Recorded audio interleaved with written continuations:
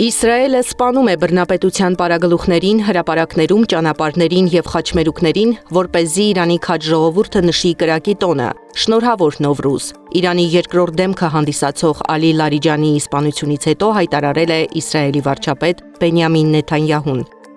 Իրանի ազգային անվտանգության գերագույն խորհրդի քարտուղար Ալի Լարիջանիի գլխի համար $10 միլիոն պարգև էր նշանակված։ Մենք դա արեցինք անվճար, հայտարարել է Իսրայելի արտգործնախարար Գիդեոն Սաարը։ Օրերս Լարիջանին գրել էր, որ Իրանն ԱՄՆ-ի և Իսրայելի դեմ պայքարում մնացել է մենակ, առանց աջակցության։ Շատ երկրներ Իրանին մենակ են թողել, չցուցաբերելով սպասված եղբայրասիրական համերաշխությունը, ասել էր նա։ Մենք դաժան վրեժ կլուծենք բոլոր նրանցից, ում ձեռքերին Իրանի անմեղ, բայց անսասան պաշտպանների արյունն է, հայտարարել է Իրանի նախագահ Մասուդ Փեզեշքյանը։ Անկասկած ժամանակն է ավարտել պատերազմը, ասել է Եվրամիության դիվանագիտության ղեկավար Կայա Կալասը։ Պատերազմների հետ կապված խնդիրն այն է, որ դրանք ավելի հեշտ է սկսելը, քան դադարեցնելը, և դրանք միշտ վերահսկողությունից դուրս են գալիս, ասել է նա։ Եվրոպական երկրներից մերժումներ ստանալուց հետո Թրամփը հայտարարել է, որ Միացյալ Նահանգները Հորմուզի նեղուցի ապաշրջափակման հարցում ՆԱՏՕ-ի օգնության կարիքը չունի։ Մենք ՆԱՏՕ-ի օգնության կարիքը չունենք, երբեք էլ չենք ունեցել, նմանապես Ճապոնիայի, Ավստրալիայի կամ Հարավային Կորեայի։ Որպես Միացյալ Նահանգների աշխարհի ամենաազդեցիկ երկրի նախագահ, մենք ոչ մեկի օգնության կարիքը չունենք, գրել է Թրամփը։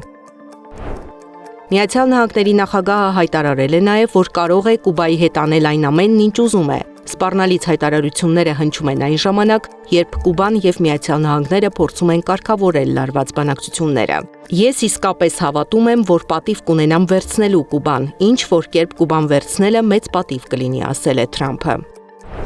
Շրի Լանկայում վառելիք խնայելու նպատակով չորեքշաբթի օրերը հայտարարվել են ոչ աշխատանքային։ Պետությունը բախվել է Մերձավոր Արևելքում հակամարտության հետևանքով առաջացած վառելիքի պաշարների պակասի խնդրին։ Մենք պետք է պատրաստվենք վատագույնին, սակայն հույս ունենանք, որ ամեն ինչ լավ կլինի, ասել է երկրի նախագահը։ Հորմուզի նեղուցի փակ լինելու պատճառով Ասիայի այլ երկրներ ևս էներգախնայողության միջոցառումներ են ձեռնարկում։ Սիրիայի հետ սահմանին գտնվող լիբանանյան Ալ-Քաա գյուղում Քրիստոսի 26 մետրանոց արձանն է կանգնեցվել, որպես խաղաղության ուղերձ տարածաշրջանին։ Նշվում է, որ արձանը կանգնեցվել է տեղի գործարարի միջոցներով։ Եվ վերջում 93 տարեկանում մահացել է համայն վրաց կաթողիկոս պատրիարք Իլիա II-ը, Վրաստանում սուգ է հայտարարվել պատրիարքի մահվան կապակցությամբ։ Զարա Սարգսյան, Նոնա Գևորգյան, ABC Media։